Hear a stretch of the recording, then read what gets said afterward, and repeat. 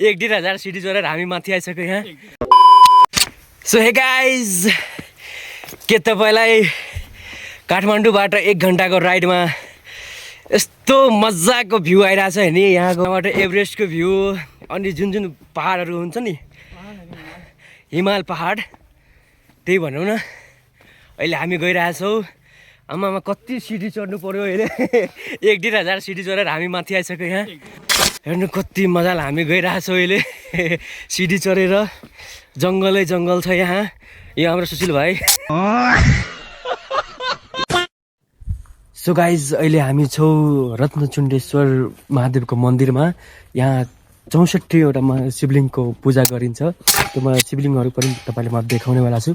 So तपाईँ हेर्नु होला, यहाँ 64वटा शिवलिङ्गको पूजा गरिन्छ। अनि उता भयो हाम्रो महादेव मन्दिर। यहाँ महादेवको पोखरी भयो, यहाँ पोखरी पनि तपाईँ देख्न सक्नुहुन्छ कस्तो छ होइन। यो हाम्रो एउटा धार्मिक स्थल मध्ये जहाँ 64वटा महादेवको पूजा गरिन्छ यसमा, तपाईँ देख्न सक्नुहुन्छ। अनि बिचमा तपाईँ देख्नुहुन्छ पञ्चमुखी महादेवको शिवलिङ्ग पनि राख्नु भएको छ यहाँ। तपाईँ देख्न सक्नुहुन्छ यो शिवलिङ्गको नाम कोटेश्वर रहेछ हो, सोमलिङ्गेश्वर, यो हो गोमालेश्वर। यस्तै सबै शिवलिङ्ग नामहरू लेखिएको छ है। सो गाइज, हामी जुन ठाउँको लागि निस्केका थियौँ, सो फाइनली हामी पुगिसकेको छौँ है यहाँ। अनि तपाईँ यहाँको भ्यू हेर्नु, तपाईँ कस्तो आइरहेछ होइन। म तपाईँलाई ब्याक क्यामेरा गरेर आउँछु होइन।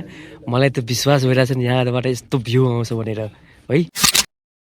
हेर्नु तपाईँहरू एभरेस्ट कस्तो छ। सेल्फी यो हाम्रो एभरेस्ट भयो। यो ठाउँको तपाईँहरूलाई नाम जान्नु छ भने म भनिदिन्छु। यो नगरकोट भ्यू पोइन्ट हो। काठमाडौँदेखि 1 घन्टाको राइडमा यहाँ तपाईँहरू पुग्न सक्नुहुन्छ।